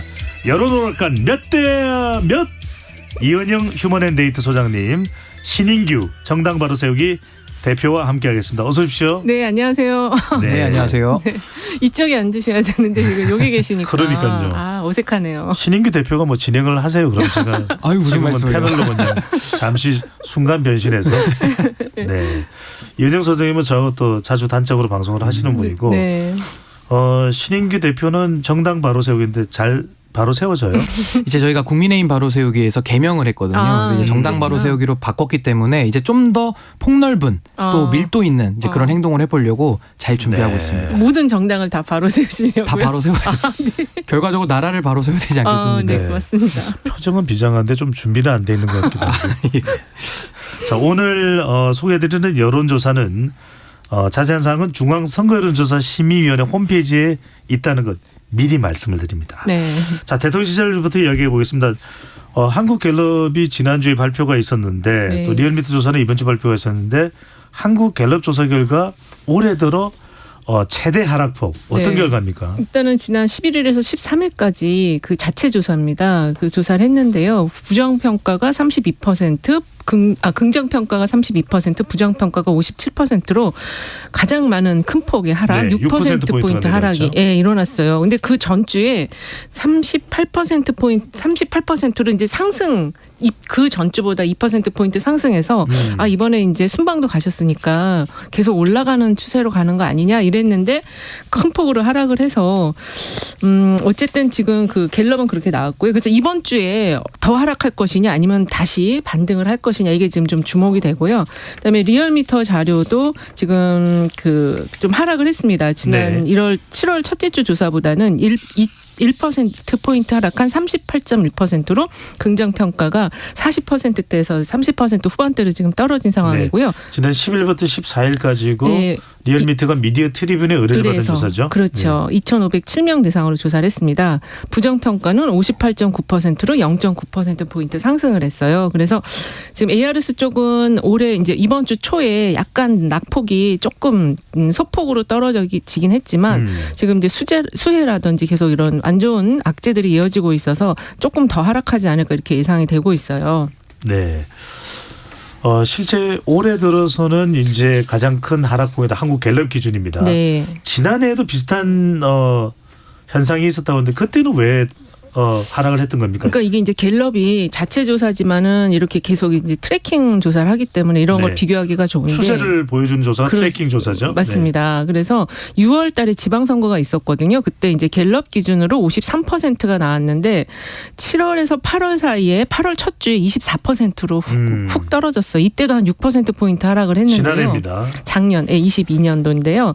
이때는 이제 그 권성동 전 원내대표가 대통령과의 텔레그램 대화가 이 하락을 이끈 요인이 됐습니다. 엄지척 따봉이었죠. 그렇습니다. 체리 따봉으로 일컬어지는 그 텔레그램 대화가 내부 총질 논란으로 이어지면서 이준석 대표와의 어떤 갈등 관계를 만들었거든요. 네. 그래서 이제 여당 내부의 갈등이 큰 폭의 하락을 가져왔었는데 이번 주의 하락은 이제 그것과 조금 질적으로 달라요. 근데 더 조금 안 좋은 징후가 있는 이슈입니다. 그러니까 그 영부인 대통령의 부인의 처가의 어떤 그 땅에 특혜가 간 거 아니냐. 서울 양평고속도로 이슈를 말씀하시는 거죠? 네, 그렇습니다. 그래서 더 안 좋은 이슈로 볼 수가 있어서 이게 이제 임기 초에는 잘 안 일어나는 이슈인데 이렇게 해서 일어난 것이 조금 부정적인 요인이라고 볼 수 있을 것 같아요. 이 부분에 대해서는 잠시 뒤에 더 자세하게 여쭤보도록. 네. 신인규 대표가 보기에는 대통령의 지지율 최근 하락 어떤 게 가장 큰 원인이었다고 보세요? 우선은 저는 원인을 하나로 꼽을 수 없다라는 것이 지금 이 지지율 하락의 가장 큰 문제라고 저는 생각을 하거든요. 보통 통상 대통령께서 어느 대통령이더라도 해외 순방을 하면은 2, 3%는 올라가는 게 자연스러운 현상인데 이번에는 해외 순방 기간임에도 불구하고 6%가 떨어졌단 말이죠. 네. 그럼 합치면 거의 한 8에서 9%가 그렇죠. 9%. 동시에 하락을 한 거거든요. 그렇다면 이거 왜 그럴까를 좀 생각해 보면요. 저는 윤석열 대통령의 그 국민 분열적 발언이지 않습니까? 자유총 연맹에 가서 상대 진영에 대해서 뭐 꼭 찝진 않았지만 그렇게 다 해석을 하고 있는 반국가 세력 발언 말씀이시죠? 반국가 세력 발언이라는 걸 시작을 해서 수능에서의 킬러 문항 논쟁, 그다음에 후쿠시마 오염수에 대한 반대 여론이 높은데도 불구하고 국민 여론을 이제 다독이는 그런 행동을 안 했고요. 그렇죠. 그다음에 마지막으로 이제 양평 논란이 상당히 저는 컸다라고 봅니다. 그래서 이것들이 하나로 농축이 돼가지고 전 이런 정말로 참 예상하기 힘들었던 이런 지지율 하락이 있었던 거 아닌가. 전 좀 복합적으로 바라보는 것이 맞다 이렇게 봅니다. 네, 이정수 선생께서는 이번 갤럽 조사와 리얼미터 조사를 보면 특히 이제 지역적으로 보면은 네. 대통령의 지지 지역 기반이라고 할 수 있는 부산, 울산, 경남이 맞아요. 흔들렸거든요. 이건 어떤 이유로 해석을 할 수가 있을까요? 일단 갤럽 조사는 36% 불경 지역이 36% 나왔는데 긍정 평가가 이게 지난 조사 대비 11%포인트 하락한 거예요. 많이 하락을 했고요. 리얼미터 자료도 지금 긍정평가가 44.6%가 나왔지만 지난 조사 대비 5.2%포인트 하락을 한 자료여서 지금 불경 지역이 리얼미터 자료나 갤럽 자료 보면 다 부정이 더 높은 상황입니다. 그래서 여기가 이제 그 여당 지지의 텃밭이라고 할 수 있는 지역인데 부정평가가 이렇게 높아지는 게 좀 상당히 좀 지금 꽤 오래 지속되고 있거든요. 그래서 이게 아마 이제 후쿠시마 오염수와 관련한 내용이 아무래도 지방 쪽은 조금 더 그게 더 영향력이 크게 작동하지 않았을까 이렇게 좀 보여지고 좀 전에 신윤기 변호사님 얘기하신 것처럼 이제 갭을 봐야 돼요. 그러니까 긍정과 부정의 그 갭을 봐야 되는데 이번 갤럽 조사가 9% 갭을 보면은 긍부정 갭이 9%포인트가 9% 정도 나기 때문에 약간 어떤 지지율의 지진이 일어났다 이럴 정도로 일주일 사이에 이렇게 크게 갭이 일어나서 그렇게 좀 봐야 될 정도로 상당히 좀 심각한 상황입니다. 이게. 네, 윤석열 대통령 지지율 타격을 입었다 이렇게 볼 수 있는데 네. 자, 이 서울 양평간 고속도로가 지금 수해 상황에서는 좀 잠잠해지고 있는 상황입니다. 그렇지만 이제 대통령 지지율에 미치는 영향은 우리가 간과할 수는 없을 텐데 자, 부동산 또 영부인 이슈도 있고 권력형 비리, 공정의 문제 여러 가지 이슈들이 뒤섞여 있는데 민주당은 지금 국정조사를 서울 양평 고속도로 관련해서 요구를 하고 있고 다음 주에는 원희룡 장관의 상태로 국토위 현안 질의도 예정돼 있다고 보는데 자, 서울 양평 고속도로가 앞으로 지지율에 미치는 영향 또 전국에 미치는 영향 신인규 대표는 어떻게 봅니까? 근데 그 서울 양평 고속도로 같은 경우는 사실 이 논란을 아무리 뭐 물타거나 뭉개도 본질이 사라지지는 않습니다. 그 본질이 뭐냐면은 왜 권력이 바뀌는 그 전환기에 왜 도로에 고속도로 예타까지 거친 것이 노선이 왜 불투명한 과정을 통해서 바뀌느냐. 그리고 왜 제일 먼저 국토부에서 작년 7월에 왜 양평군에 먼저 공문을 보냈느냐. 이 부분에 대해서 지금 해명이 안 되는 거거든요. 그리고 또 하나는 노선에 대해서 변경이 가능하죠. 절차를 또 밟아서 바꾸면 충분히 바꿀 수도 있는 건데 그런 절차를 안 밟고 노선을 바꿨는데 마침 거기에 대통령의 최측근의 어떻게 보면 가족의 그 땅이 있는 거 아닙니까? 그러니까 국민들께서 저는 이거 타당한 논란을 제기하고 있는 건데 여기에 대해서 정부 여당의 반응은 아 이것도 선전선동이고 민주당 때문에 오히려 고속도로 안 하겠다면서 백지화를 감정적으로 했거든요. 네. 그러니까 이것은 요 사안으로 하나만 끝나는 것이 아니라 지금 수해랑도 맞물려 가지고 이거 행정에 대해서 우리 국민들이 신뢰를 보낼 수 있겠느냐. 지금 수해도 국민들이 불안하다는 거거든요. 공무원들이 움직이지 않고 인명피해가 나오고 있고. 그러니까 이런 것들이 어느 하나의 문제점으로 짚기가 어려운 것이 전반적인 이게 지금 공직사회에 대한 불신들, 불투명성 이런 것들이 전 지금 잠복됐던 것들이 터져나오고 있다. 저는 이렇게 봅니다. 궁금한 게 하나 있습니다. 지난 대선에서 신인규 대표는 또 국민의힘에서 역할을 했지 않습니까? 그럼 이런 지지율에 타격을 미치는 이런 변수들 또 발생을 하고 있는데 좀 내부에서 이런 걸 좀 다독거리면서 가자. 메시지 관리를 잘하자. 국민 여론을 내년 총선 앞두고 좀 관리를 해야 되지 않냐.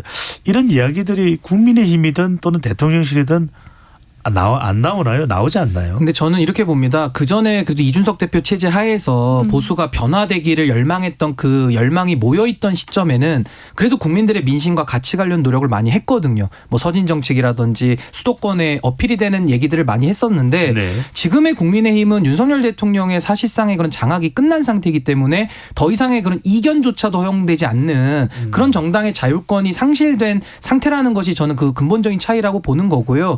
또 하나는 정부에서도 관료들이 지금 임기 초반인데도 다 중용이 되고 있습니다. 지금 장관들이나 차관들이나 대통령실의 비서관들이 다 관료 출신들이 많이 가고 있거든요. 내지는 우리가 잘 모르는 분들이 지금 들어가고 있어요. 그렇기 때문에 이분들이 얼마만큼 정무 능력을 그동안 국민들에게 선보이면서 검증받았느냐를 묻는다면 검증이 안 된 분들이거든요. 그렇기 때문에 전 대통령실 내부에서도 정무적인 컨트롤이 매우 어려운 상황이고 집권 여당도 지금 국민의 민심과는 많이 동떨어져 있는 상태에서 지금 누구 하나 민심을 담을 만한 그런 그릇이 전제 보이지 않는다. 전 그것이 가장 큰 문제라고 봅니다. 네. 이게 이번에 지금 공무원 기강회의 부분을 지적을 해주셨는데 또 이제 국민의 불신 이것까지 지적해 주셨는데 이번 그 오송 지하차도 문제는 행복청장 임명인가 그게 비전문성을 띈 관료가 아닌 사람이 임명돼서 이게 일어났다라는 지적도 있긴 있더라고요. 그래서 이 공직사회에 대한 인사 부분이 지금 조금 많이 흔들리는 게 있어서 이런 이제 사태들이 일어나는 것이 아닌가 이런 시각도 있어요. 네. 저는 하나만 좀 보태자면은 이번에 환경부 장관에 대해서 대통령께서 강하게 질책을 지금 했다고 알려졌거든요. 네. 근데 이것도 생각해 보면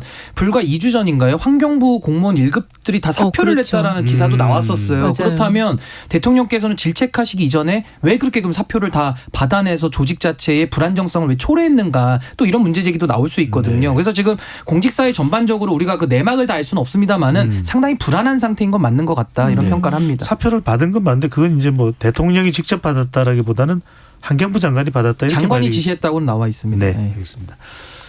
자, 이 서울 양평 고속도로 관련해서는 국정조사 추진에 대한 여론도 찬성 의견이 더 높게 나타났네요. 네, 맞습니다. 스트레이트 뉴스가 여론조사 회사인 조원 C&I 의뢰에서 7월 15일에서 17일 사이에 조사를 했어요. 서울 양평 고속도로 국정조사 추진에 대해서 찬성 의견이 63.7%, 네. 반대 의견이 31.6%, 잘모름이 4.7%여서 잘모름 의견이 거의 없는 상태고요.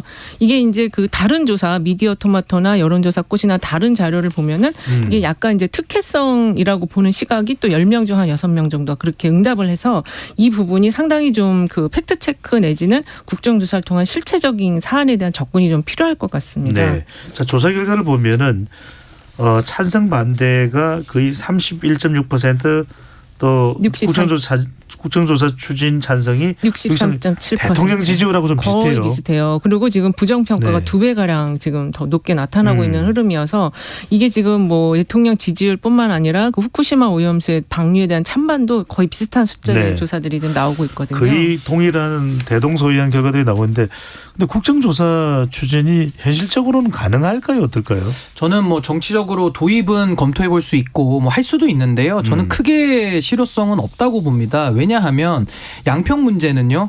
그렇게 복잡한 사안이 아니에요. 이거는 그 당시에 원희룡 장관이 공개를 다 제출하고 그거에 대해서 절차를 지켰는지 안 지켰는지 아니면 어떤 보이지 않는 입김이 작용했는지 이 부분만 들여다보면 되는 거거든요. 그래서 저는 그동안 국회에서도 국정조사를 많이 했지만 보통 이거 하면 다 정쟁으로 자기 얘기만 하다가 끝나고 또 국토부 장관은 자료 제출 미비해가지고 국회에서 자료 내놓니 안 내놓니 하면서 또 공전될 거거든요. 그러면서 여야가 감정만 더 나빠질 거기 때문에 저는 양평 논란은 사실관계에 대한 문제고 권력이 절차를 밟았냐 안 밟았냐만 확인하면 되기 때문에 전 이건 수사로 바로 들어가야 된다고 저는 보고요. 수사를 하면은 지금 현재의 검찰이 수사하면 잘 안 믿을 겁니다. 이건 한동훈 장관의 저는 그동안의 정치적인 행위가 영향이 있다고 보는데 대통령 또 측근에 관련된 문제다 보니 네. 이 부분은 그냥 특검을 통해서 사실관계를 명명백백하게 좀 규명하는 것이 훨씬 더 바람직하다 저는 이렇게 봅니다. 국정조사 없이 바로 특검. 근데 이런 얘기가 나오는 게 12구 이태원 참사 때도 국정조사를 했는데 행안부가 협조를 안 했어요. 그래서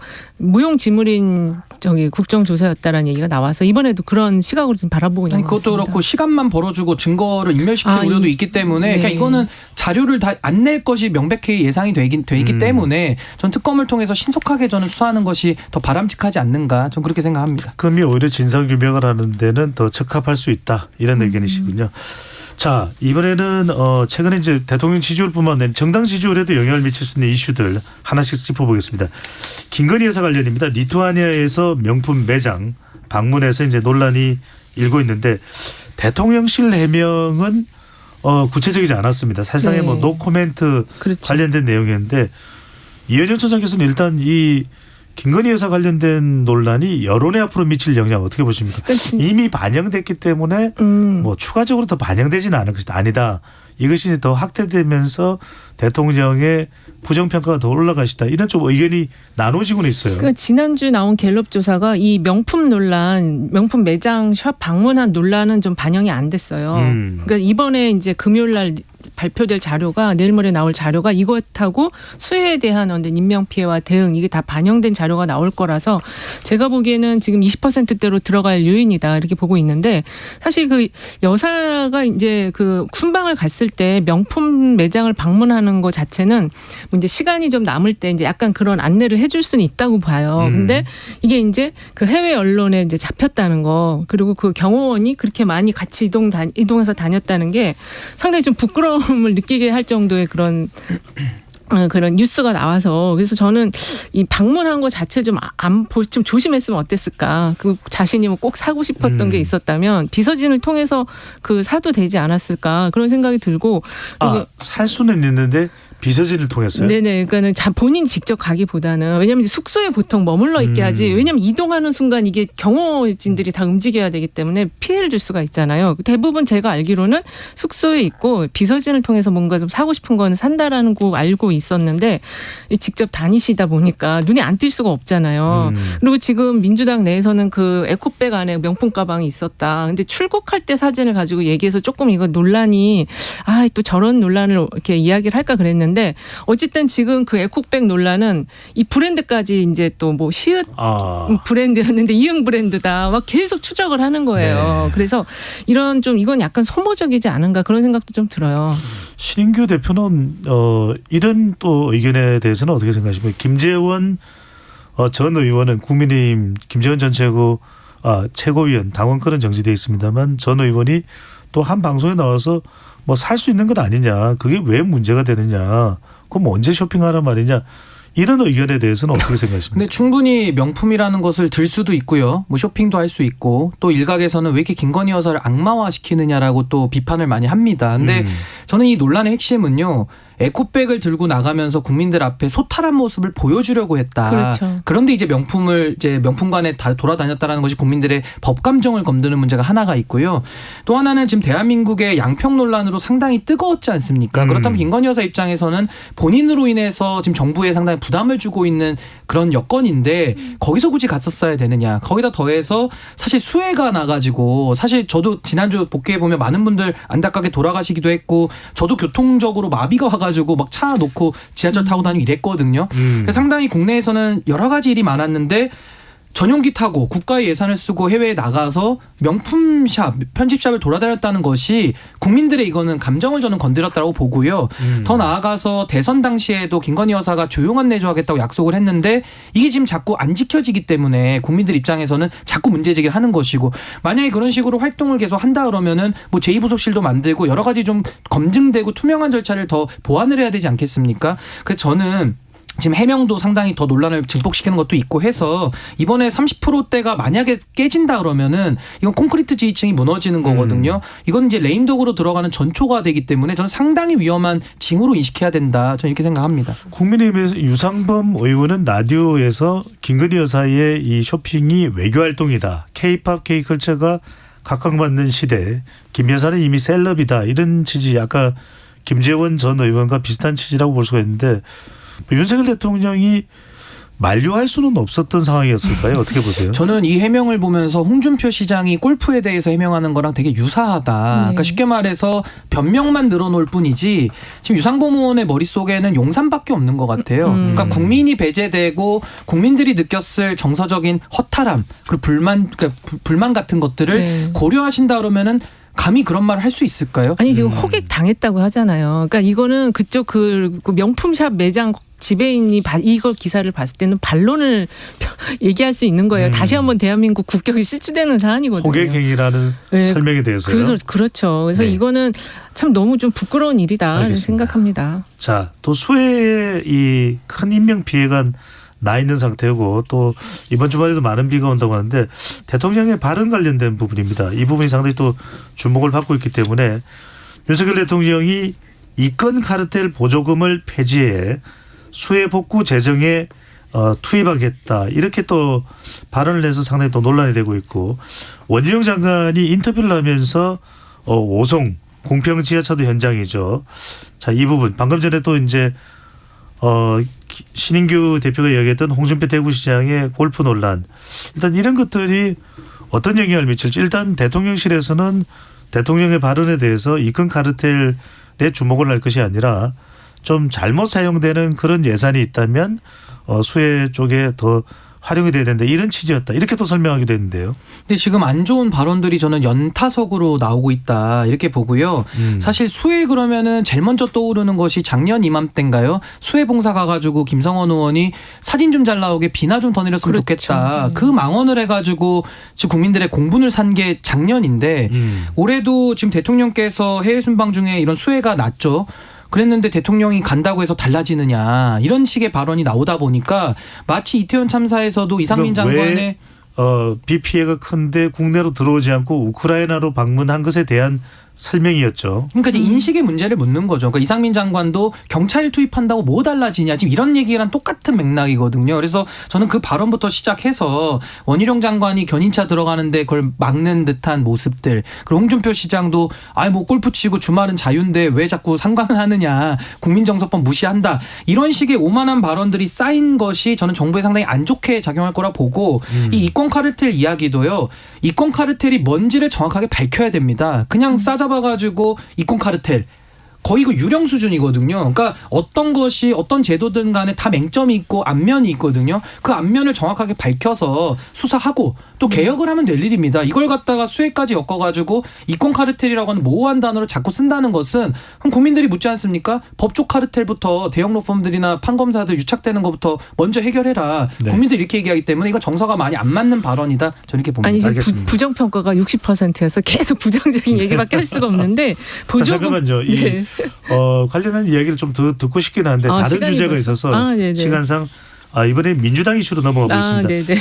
자, 지지율은 어떻게 나왔습니까? 민주당 지지율은 큰 변동이 없어요. 네, 그래서 더불어민주당과 국민의힘 지지율도 좀 소개를 해 주시죠. 살짝 오르는 정도였는데요. 네. 잠깐만요. 30%대 초반 정도로 지금 두 당이 갤럽 기준으로 나왔거든요.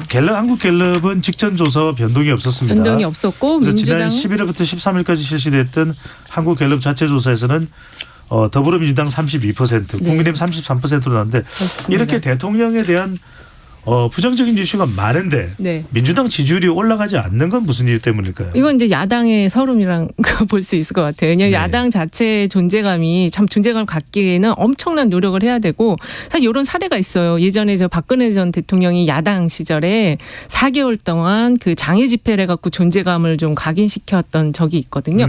그 정도의 그 어떤 그 계획을 가지고 싸움을 해도 이렇게 관심을 가질까 말까 하는데 지금 민주당의 여러 가지 그 행동들 을 보면은 대응이 굉장히 좀 소극적으로 보인다. 그러다 보니까 민주당에게 뭔가 힘을 실어주고 싶어도 좀 실리기가 어려운 그런 상황이다. 이렇게 볼 수 있을 것 같습니다. 민주당 내의 사정 또는 민주당이 더 적극적이지 못한 부분에 대해서 지지층들의 힘이 실리지 않은 것일 수 있다. 그런데 사실 이럴 때 또 점수를 얻을 수 있는 정치권에서는 기회일 수도 있는데 더불어민주당 김의겸 의원이 대통령이 우크라이나를 방문한 것은 결국 국가와 이 운명을 공평 지하차로에 밀어넣는 것이다. 뭐 이런 취지의 발언이었죠. 정확한 내용은 좀 확인을 해야 될 것 같은데 왜 이런 발언을 했다고 이게 민주당에 또 부정적인 영향을 주지 않을까요? 그러니까 그 발언은 사실 김의겸 의원은 상당히 지금 여러 가지 구설에 올라 있고 메신저로서 신뢰가 매우 부족한 분이신데 이번에도 거의 뭐 막말 비슷하게 이거는 망언을 했거든요. 본인이 지금 뭐 군산인 거 어디 지역구 내려간다 해서 너무 조급하신 거죠. 근데 본인의 욕심에 빠져 있는 건 좋은데 이런 발언 하나하나가 민주당에는 뭐 전혀 도움이 안 될 거라고 저는 생각을 하고요. 전 이은영 소장님하고 이 부분은 생각이 좀 다른 것이 지금 대통령 지지율에 대해서 부정 여론 평가가 상당히 높은 채로 오랜 시간 지속되고 있지 않습니까? 네. 사실상 야당의 시간이에요.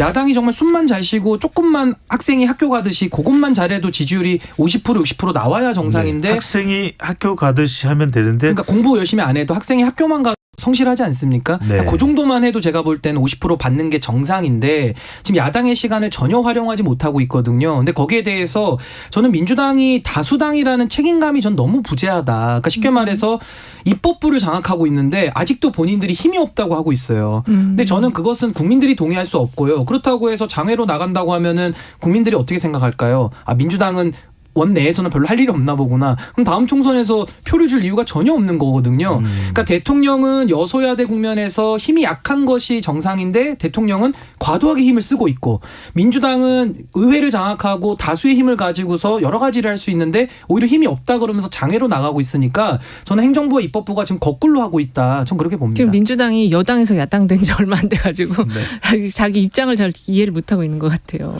자, 그래서 그 입장 관련해서 네. 민주당이 지금 이제 주춤한 이런 부분들을 넘어설 수 있고 탈피할 수 있는 게 바로 혁신위가 될 텐데. 그렇죠. 혁신위원회가 1호 공약으로 1호 처리 사안으로 세신안인 불체포 특권 포기가 의원총회에서 조건부 결의문이 이제 채택이 됐습니다. 결의가 됐습니다. 한간에서는 왜 이게 다 내려놓는 그 처리가 되지 않았을까? 이걸 이제 또 지적하는 경우도 있고 아니다. 이 정도만 하면 그래도 상당히 이 의지가 밝혀진 것이다.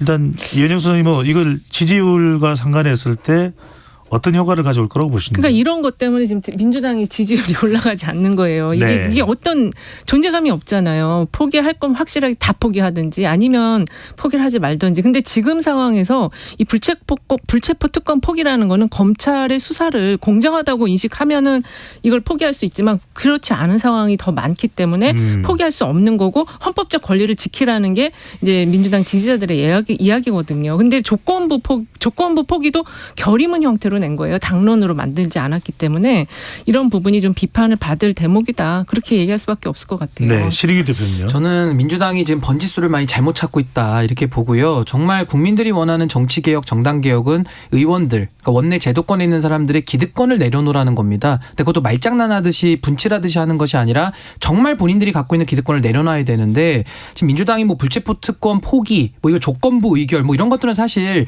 과거 안철수 의원이 보였던 이도저도 아닌 거 정도의 엉거주춤한 자세로 보여요. 그러니까 이것은 사실 한 것도 아니고 안 한 것도 아니거든요. 그래서 적절하게 타협하는 이런 형태인 것인데 이것은 국민들을 오히려 더 저는 분노케 만든다고 봅니다. 그럼 민주당은 왜 국민들의 여론이 이렇게 안 올까?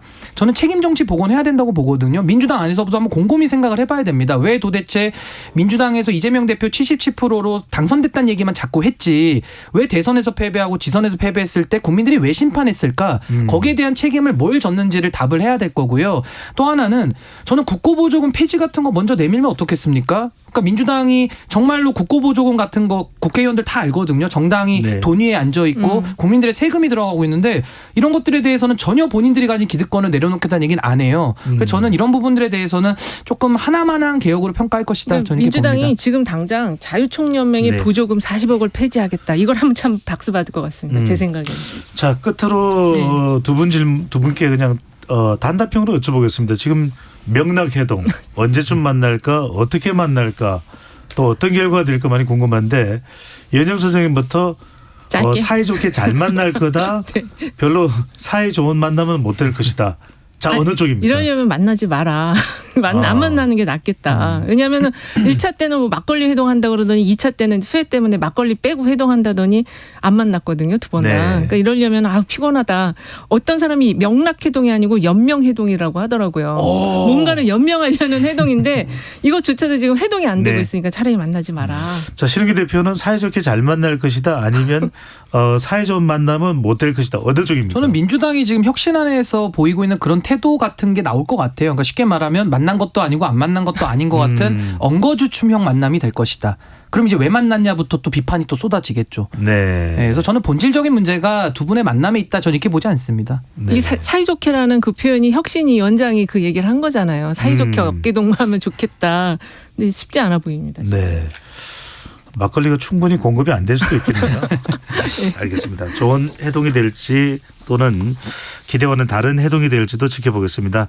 여론 오락관 몇 대 몇 이은영 휴먼앤데이트 소장, 신인규 정당 바로 서기 대표와 함께했습니다. 잘 들었습니다. 네, 감사합니다.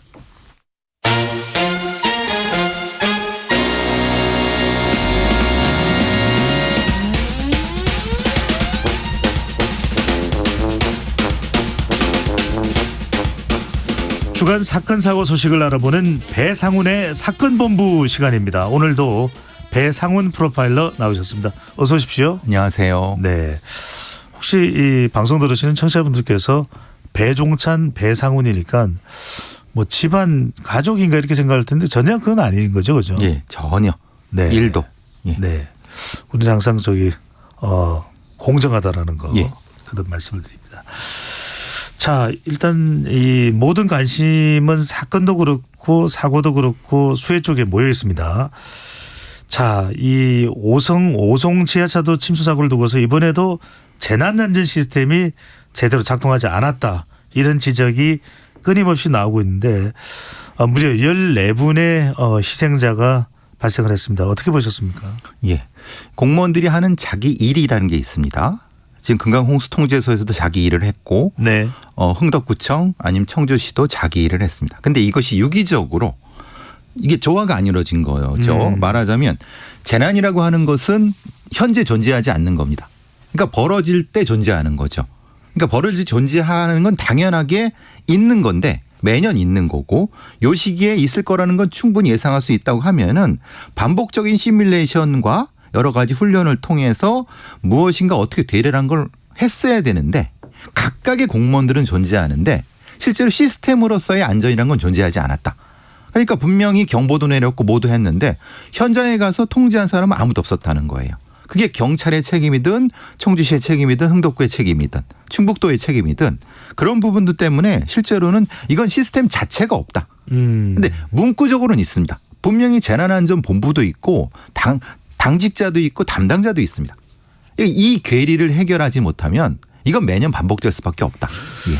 근데 이걸 여쭤보지 않을 수가 없는데 2020년에 부산 초량 지하차도 사고도 있었고 그런 전국에 있는 수없이 많은 지하차도에 대한 안전 우려 이렇게 물이 차올랐을 때 상당히 위험하다라는 거 이야기가 되어 왔는데 왜 이게 대비가 안 됐을까요? 왜냐하면 훈련을 안 하니까요.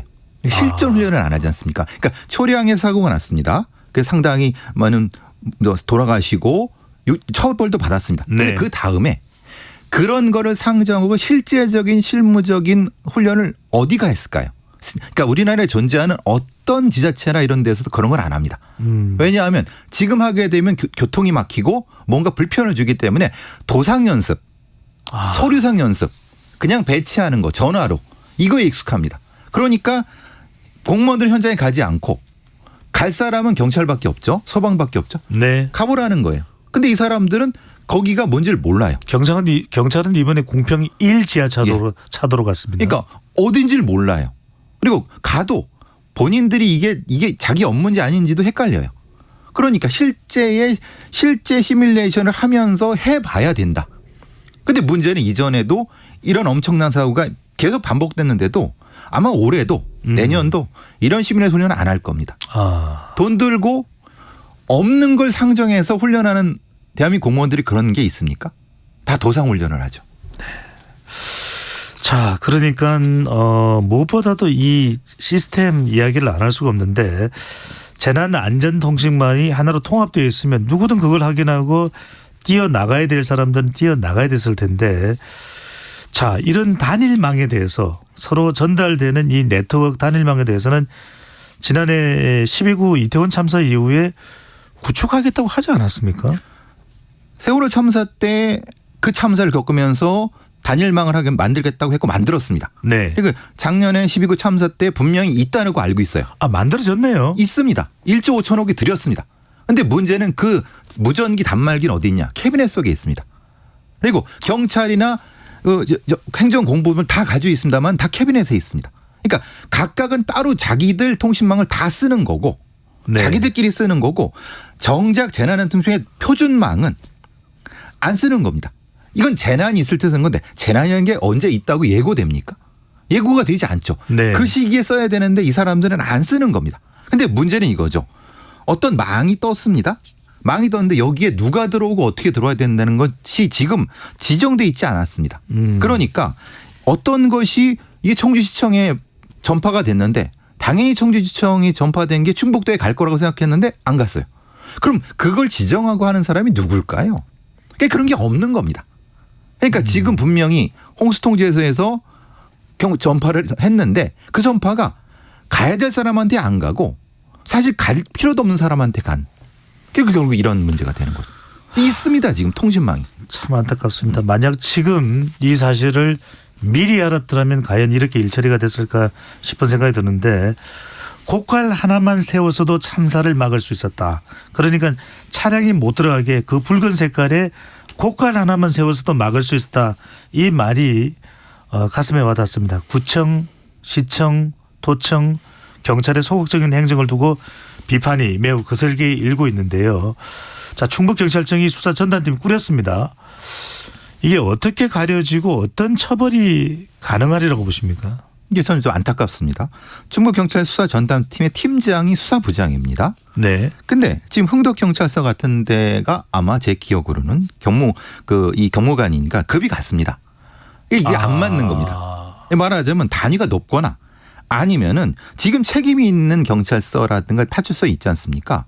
그럼 그거 급을 높이거나 아니면 이거에 관련된 전문가들로 꾸려야 되는데 솔직히 말해 충북경찰청의 수사전담팀이 그런 전문성이 있습니까? 그러니까 그런 부분들 전문성과 어떤 흔히 말하는 수사의 급 문제 이건 굉장히 중요한 부분인데 일단 그것이 가장 문제고 그냥 꾸린다고 하니까 꾸리놨는데 이 문제는 무슨 문제가 되냐면은 증거 수집이라든가 소환 여러 가지 면에서 굉장히 문제가 많이 될 겁니다. 이건 실제적인 문제가 될 것이고요.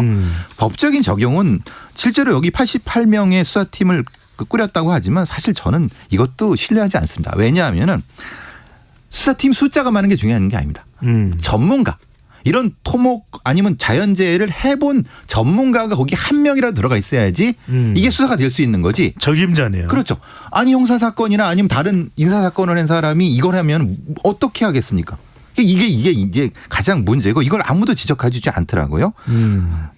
이제 본론으로 들어가서 실제로 이게 이제 중대재해처벌법상의 시민재해로 처벌받을 수 있느냐. 법에서 적용. 모릅니다. 왜냐하면 판례가 없습니다.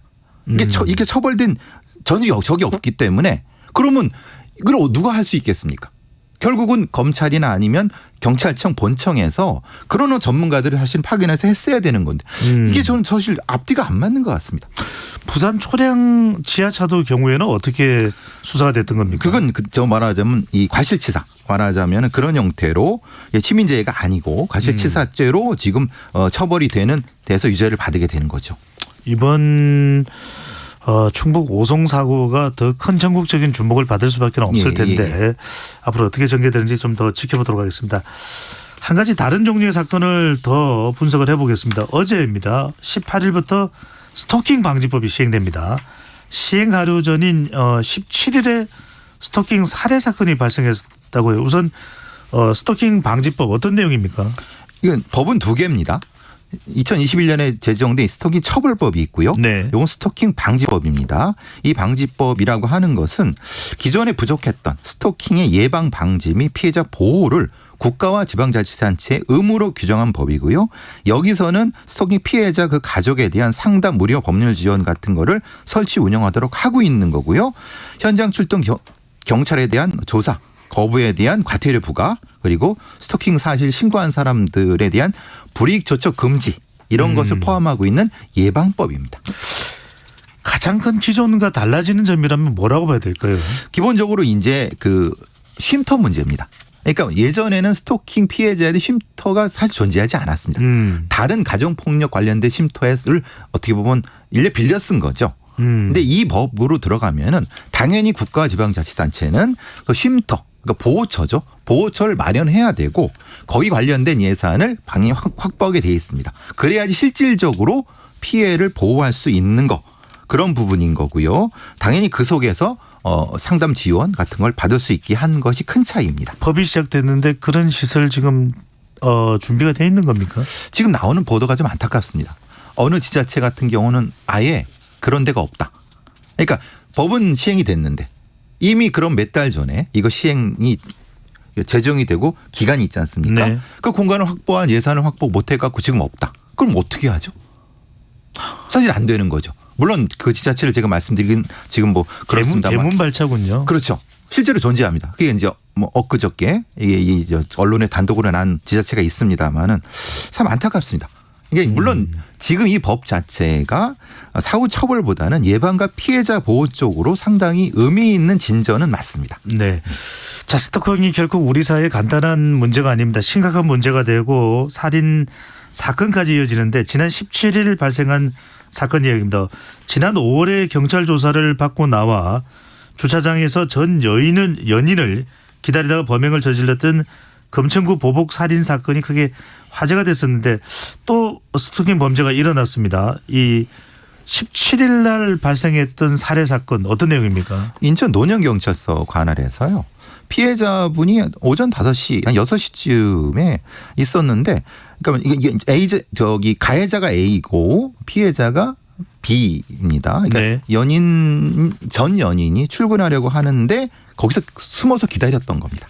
새벽 6시쯤. 남자가 기다렸단 말씀이죠? 기다렸다는 거죠. 흉기를 기다렸다가 휘둘러 갔고 실제로 그걸 막으려던 그 피해자의 어머니도 다치시고 사실 이 피해자분은 돌아가시는. 그러니까 이게 참 안타깝습니다. 왜냐하면 이게 이제 보호 조치가 제대로 됐느냐. 그러니까 이 범인은 그 피해자 집 앞에서 새벽에 기다린 겁니다. 결국은 이제 안타깝게 목숨이 상당히 안타깝게 된 거죠. 예. 아니 요즘 같은 시점에 17일 날 오후 그 6시경이면 그렇게 어둡지도 않았을 텐데. 오전 시간입니다. 아니, 그러니까 오전이니까 예. 오전 6시경이면 그렇게 어둡지도 않았을 거예요. 그렇죠. 그런데 거의 참. 자, 이 사건들 그래서 이 피해자의 신고 그러니까 희생자죠. 희생자 여성의 신고로 접근 금지 명령이 내려진 상태인데 그 와중에 범죄가 발생을 했다고요? 예. 근데 이게 사실은 우리가 이 법을 만드는 사람이나 아니면 운영하는 사람들이 알아둬야 될 게 스토킹의 가해자들은요. 그 접근 금지 명령 같은 거 별로 신경 안 씁니다. 왜냐하면 그래봤자 과태료 정도. 그리고 실제로 그걸로 처벌받는다 하더라도 과반수 이상이 사실은 집행유예입니다.